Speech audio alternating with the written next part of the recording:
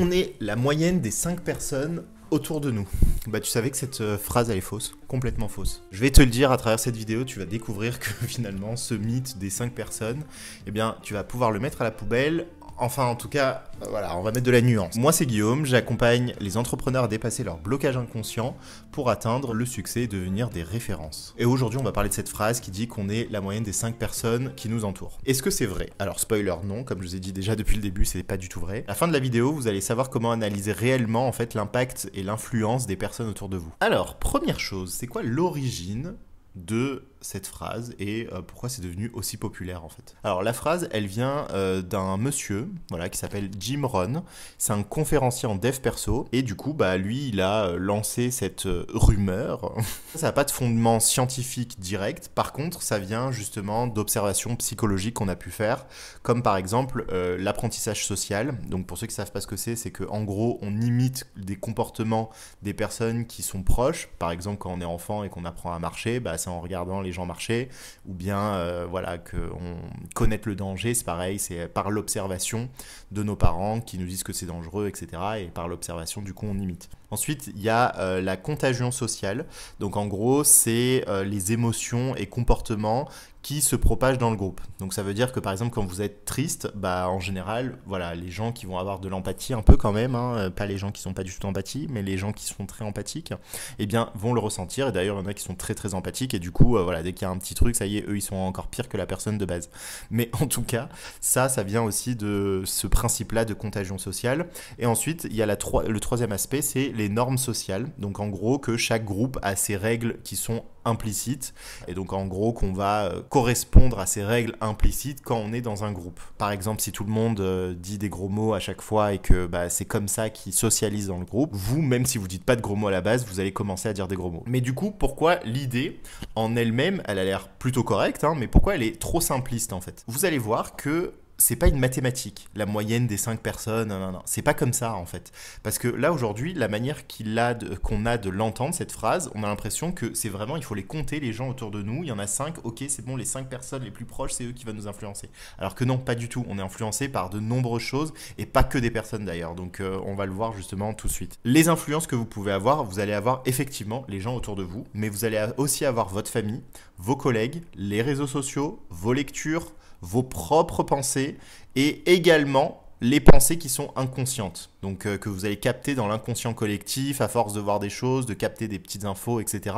Ça aussi, ça va vous influencer. Et donc, c'est pour ça qu'au final, de dire qu'il n'y a que 5 personnes qui vous influencent, c'est pas vrai. Vous avez beaucoup plus que 5 personnes. Et d'ailleurs, vous êtes, je pense, celui qui vous influence le plus par ce que vous allez consommer, par ce que vous allez voir autour de vous et surtout par vos pensées qui sont inconscientes aussi. Donc ça, c'est extrêmement important de le savoir.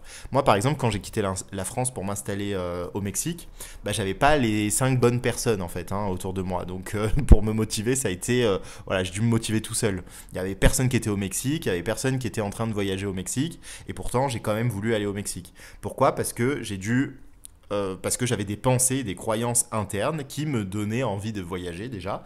Et ensuite, j'avais aussi l'envie, juste l'envie d'aller au Mexique. Alors que j'avais aucune référence extérieure. Parce que si on part de ce principe-là, ça voudrait dire qu'il n'y a aucun pionnier, qu'il n'y a aucune personne qui peut créer quelque chose de nouveau, d'innover, d'être un pionnier en fait sur un sujet. Sauf que, bah, si, il y a des pionniers un peu partout, et peut-être que d'ailleurs, les personnes qui me regardent, la plupart, vous êtes des créatifs, vous avez beaucoup de créativité, etc. Donc, d'une certaine manière, vous êtes des pionniers dans la matérialisation de cette créativité. Et donc, forcément, vous n'allez pas avoir des références directes. Et donc, voilà, ça déjà, c'est très important de le savoir. Moi, j'ai envie de remettre plus de responsabilité à travers ça, parce que finalement, en sous-jacent, ce truc de 5 personnes qui t'influencent, etc., c'est un peu remettre la responsabilité sur les gens qu'il y a autour de vous. Et du coup, ça a créé des dérives. Vous pouvez le voir d'ailleurs, peut-être qu'autour de vous, vous avez eu des gens comme ça aussi. Ça a créé des dérives du style, moi je traîne pas avec toi parce que t'es pas entrepreneur par exemple. Et ça crée finalement des groupes encore plus dissociés de la masse en fait. Du coup, on n'a plus envie d'être avec d'autres personnes. Les spirituels restent entre eux, les personnes qui sont d'un rang politique vont rester entre eux, les personnes personnes qui pensent de cette manière-là vont rester entre eux, et au final, ça va encore plus diviser les gens, créer encore moins d'empathie avec des groupes qui sont différents, et finalement, c'est un peu la base du racisme, d'une certaine manière, de se dire, bah moi, j'ai une vision qui est meilleure que les autres, et donc moi, de mon côté, je vais rester à rester avec des gens qui ont les mêmes valeurs, les mêmes envies, les mêmes désirs. C'est un peu très consanguin aussi, hein. Donc ça, il faut faire gaffe, parce que à force de vouloir être dans un contrôle de sa vie de cette manière-là, bah finalement, à la fin, vous vous retrouvez encore plus éloigné des autres. Alors oui, il y a des aspects positifs, mais il y a aussi des aspects négatifs. Et c'est pour ça que je vous les partage aujourd'hui, parce que ces aspects négatifs sont aussi à prendre en compte. Et si vous prenez en compte que les aspects positifs, bah oui, c'est génial, on reste avec Elon Musk et en fait on devient Elon Musk on a le compte bancaire de Elon Musk. Bah je pense pas en fait. Donc ça il faut faire attention, et surtout qu'une personne, elle n'a pas juste un seul désir et une seule aspiration. Parce que vous pouvez avoir des gens qui ont des résultats de ouf mais qui ont une mentalité catastrophique et vous n'avez pas envie d'absorber toute sa mentalité non plus. Donc ça aussi c'est important de retenir que c'est pas... Une personne n'est pas juste une personne, elle a aussi son influence en fait, de son passé, de sa vie, de la manière qu'elle a de voir les choses, et vous ne pouvez jamais être cette personne. Donc dans tous les cas, oui, vous allez être influencé par tout, et pas que parce que vous allez sélectionner de cette personne. Et ça crée en fait encore plus de division et encore plus de non-acceptation de l'individu, de l'humain et des autres. Et donc la vraie question du coup à se poser, c'est pas qui m'influence, mais c'est comment est-ce que je me laisse influencer. Parce qu'au final, vos croyances inconscientes, vos peurs, vos désirs, ils vont filtrer ce que vous prenez ou rejetez de votre entourage. Donc du coup, il y a 4 éléments pour moi qui sont à analyser pour voir dans votre entourage, pour voir si vous allez être inspiré ou pas. Et donc moi j'ai envie de vous proposer une autre alternative finalement pour voir à quel point votre entourage vous fait grandir ou bien vous détruit. C'est inspiré de la méthode Benz, donc je vous mettrai les liens pour aller voir si vous voulez checker. Donc les 4 éléments à analyser, première chose, c'est l'immense vision. Donc en gros, qui dans votre entourage vous inspire à rêver grand. Ça, vous pouvez avoir des personnes qui peuvent vous inspirer à rêver grand, mais pourtant qui n'ont pas atteint des grandes choses. Mais il y a beaucoup de gens qui c'est des rêveurs, etc. Et moi j'avais beaucoup ça dans mon entourage. Pourtant ils n'avaient pas atteint des sommets du tout.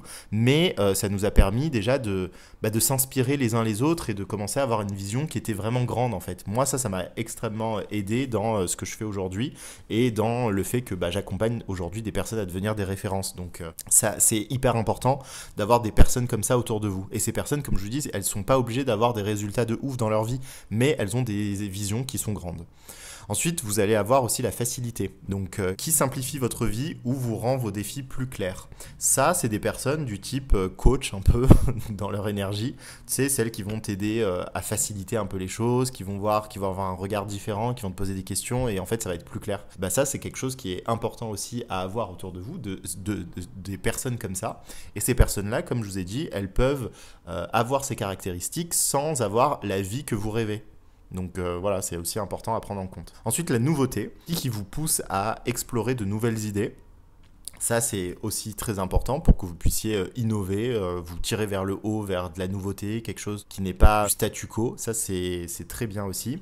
Et ensuite, la sûreté, parce que ça, on n'y pense pas, mais c'est important. Vous ne pouvez pas évoluer si vous ne vous sentez pas en sécurité. Et donc, pour ça, vous devez avoir des personnes autour de vous qui vous soutiennent sans jugement. Ça veut dire qu'à chaque fois que vous avez une idée ou bien que vous êtes en train de vivre quelque chose qui n'est pas agréable, c'est pas des gens qui vont vous juger, vous rabaisser, etc., mais qui vont vous soutenir quoi qu'il arrive en fait, qui vont vous écouter, qui vont être à l'écoute de vos besoins, qui vont servir de vrais amis en fait. Et ça, malheureusement, si vous êtes que entouré d'entrepreneurs mindset super intense, parfois, les gens ils pensent que à leur gueule et du coup vous n'allez pas avoir des personnes qui vont vraiment être attachés à vous. Et ça le fait qu'avec des vrais amis ou de la famille, etc. Et potentiellement, ils sont pas forcément entrepreneurs comme vous ou bien ils n'ont pas la même vision que vous, mais ils seront là pour vous quoi qu'il arrive. Et ça, c'est important d'en avoir conscience parce que moi, j'ai connu des gens qui ont quitté des amis, qui étaient des vrais amis, pour se retrouver dans des environnements hyper stimulants, productifs, etc. Mais quand ils se sentaient pas bien, ces personnes-là, elles étaient tellement stimulants et productives qu'en fait, elles l'ont laissé derrière parce que ça devenait un boulet pour ces gens-là aussi. Donc c'est important en fait d'avoir conscience que vous devez avoir un entourage aussi qui est sain de cette manière-là, qui va vous aider d'évoluer, mais pas forcément en ayant la même vie que vous ou que celle que vous désirez. Après, vous pouvez avoir des inspirations, etc. Ça, c'est cool aussi. Mais en tout cas, voilà, ça, c'est un entourage qui peut être beaucoup plus sain. Maintenant, comment tirer parti de votre entourage et de vous-même ? Alors déjà, on va pouvoir le faire en 3 étapes. Je vais vous donner un exercice en 3 étapes qui va vous permettre de vous aider justement à voir où vous vous situez dans votre entourage par rapport à tout ce qui se passe. Première chose, vous allez faire un audit de votre entourage. Donc l'audit, ça va être clair, vous prenez une feuille et vous allez noter les fameuses 5 personnes que vous côtoyez le plus. Et vous allez vous poser la question, est-ce que ces personnes rentrent dans la catégorie juste au-dessus? C'est-à-dire d'avoir une vision qui est immense, une grande vision, que c'est facile avec eux, donc que ça simplifie votre vie, etc. Qu'il y a de la nouveauté, donc qui vous pousse à explorer de nouvelles idées, et également de la sécurité, donc qui vous soutiennent sans jugement, etc. Donc vous allez noter les personnes et vous allez noter justement ces 4 éléments et voir si ces personnes correspondent à ces 4 éléments. Et vous allez voir qu'une personne peut avoir plusieurs éléments en elle. Elle n'est pas obligée d'avoir qu'un seul élément. Et d'ailleurs, il y a des personnes, elles ont 0 élément. Et ça va vous permettre de faire le tri entre ces personnes-là. Est-ce que ça a un intérêt que je passe mon temps, mon énergie vitale qui est limitée dans le temps avec ces personnes-là? Ou bien c'est le moment finalement de modifier un peu mon entourage et de m'entourer des personnes qui vont être plus dans cette idée-là. Donc ça va être important aussi à faire pour que vous puissiez voir qui va vous influencer de manière positive dans votre vie. Ensuite, deuxième étape, ça va être de reconnecter avec vous-même. Vous pouvez changer d'entourage quand vous le voulez. Pas obligé de rester tout le temps avec les mêmes personnes. Ça, c'est extrêmement important et c'est bon de l'entendre en fait. Parce que souvent, on se dit, bah non, mais ça, c'est ma pote depuis, etc. Moi, j'avais un pote qui était comme ça. Bah, son pote, le soi-disant pote super génial, bah, c'est celui finalement qui lui a fait une dinguerie mondiale parce qu'il n'a jamais osé finalement s'affirmer avec lui. Donc en fait, il n'avait pas cet aspect de sécurité avec son pote. Et pourtant, c'était un de ses meilleurs potes. Voilà. Et donc, vu qu'il n'avait pas ça, et ben derrière, il lui a foutu à l'envers et ça a été une catastrophe et il s'est pas écouté et bref, ça a foutu un bordel. Voilà, ça c'est important de savoir quelles sont les personnes avec lesquelles vous êtes, mais qui sont des personnes, on va dire, juste parce que bah, vous avez été à l'école avec eux, bah du coup c'est toujours vos potes. Mais alors qu'en vrai, vous n'avez plus envie d'être avec eux. Donc ça c'est important de faire le tri avant qu'il ne soit trop tard. Et du coup, pour cet aspect aussi, il faut comprendre que si vous ne travaillez pas sur vos blocages internes, donc les blocages inconscients, les schémas récurrents, etc., bah en fait, même si vous quittez ce genre de personnes, vous allez retrouver d'autres personnes similaires. Parce que vous n'aurez pas fait le travail interne pour pouvoir défocus sur ce trauma-là ou sur l'aspect répétitif en vous qui fait que vous devez travailler quelque chose en vous que vous n'avez pas fait. Tant que vous n'avez pas fait ça, vous allez avoir des schémas répétitifs. Et c'est pour ça qu'on peut tomber sur des relations qui sont similaires. Vous avez juste changé la couleur de cheveux de la personne, mais au final, elle a les mêmes caractéristiques comportementales. Et ça demande de se connaître pour pouvoir relationner avec les autres de manière beaucoup plus saine et pas répéter des schémas pour pouvoir libérer des choses en vous. Parce que c'est un moyen finalement inconscient de rester dans du connu et donc vous allez rester dans des caractéristiques que vous connaissez même si elles vous font mal. Donc le travail sur les blocages intérieurs, c'est important, pas que pour votre business, mais aussi pour votre vie sociale en fait. Et ensuite, étape 3, c'est devenez l'influence que vous cherchez. Parce que souvent, on a envie de trouver des influences à l'extérieur pour que justement, ça nous donne envie de bouger, etc. Mais est-ce que vous vous êtes posé la question de savoir si vous-même, vous étiez l'influence que vous avez envie d'avoir pour vous-même? Et si ce n'est pas le cas, je vous invite justement à travailler dessus. Donc, c'est en élevant vos propres standards personnels que vous allez élever les standards autour de vous. En fait, ça, c'est hyper logique parce que si vous élevez vos standards et que vous devenez une personne qui est intéressante, etc., forcément, vous allez être entouré de personnes que vous allez intéresser et qui elles-mêmes vont être intéressantes aussi parce que vous allez vibrer, on va dire, si on part sur de la spiritualité très New Age, vous allez vibrer et vous allez attirer les personnes qui vous correspondent. Mais si on part sur de la psychologie, en fait, c'est juste logique, vous allez plus voir des personnes qui ne vont pas vous apporter parce que vous allez voir de la valeur en vous et donc vous allez vous valoriser d'autant plus, qui fait que inconsciemment, vous allez chercher les personnes qui vont vous valoriser aussi et qui vont vous permettre de grandir. Donc c'est tout bénef. Voilà pour l'exercice. Si vous faites cet exercice, vous allez déjà avoir une vision beaucoup plus claire de là où vous en êtes avec votre entourage, de ce que vous pouvez changer ou pas, de ce qui est cool à garder ou pas, et surtout aussi de savoir quelles sont les personnes les plus adaptées en fonction des situations. Parce que ça aussi, on n'appelle pas les mêmes personnes quand on est dans une merde émotionnelle parce que, notre femme nous a trompés, que quand on a un problème de clarté par rapport à notre business. Et ça, c'est important d'avoir un entourage diversifié diversifié pour vous permettre ça. Et si ce n'est pas le cas pour vous, c'est pas mort d'homme. On n'est pas obligé d'avoir des amis de partout parce qu'aujourd'hui, avec les réseaux sociaux, la télé, etc., on est influencé aussi par tout ça. Des chaînes YouTube, des personnes connues sur Internet, moi, via ma chaîne YouTube aussi, bah, vous allez pouvoir être influencé aussi. Et donc, regardez les personnes en fait qui sont dans ces catégories-là pour vous. Parce que ça va vous influencer dans vos pensées et vous allez avoir besoin de personnes à l'extérieur pour pouvoir le faire par vous-même. Vous avez juste besoin de regarder des vidéos YouTube, quoi. Pour résumer, vous n'êtes pas la moyenne des 5 personnes autour de vous, on l'a bien vu, vous êtes même plus que la moyenne des 5 personnes, vous êtes la moyenne de la télé, les réseaux sociaux, les personnes qui sont autour de vous, le travail, bref, vous êtes la moyenne de tout le monde en fait. Donc vous êtes bien plus que ça, et donc au final, c'est vos choix, vos croyances et vos actions qui vont déterminer votre trajectoire. Donc en tout cas, merci d'avoir regardé cette vidéo, si elle vous a parlé, n'hésitez pas à la liker, à mettre un petit commentaire pour me dire aussi les personnes autour de vous après cette audit où vous en êtes par rapport à ça, est-ce que vous allez faire le tri ou pas.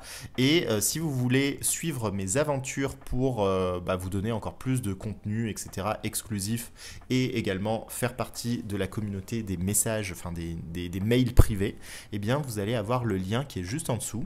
Comme ça, vous allez recevoir tout ça.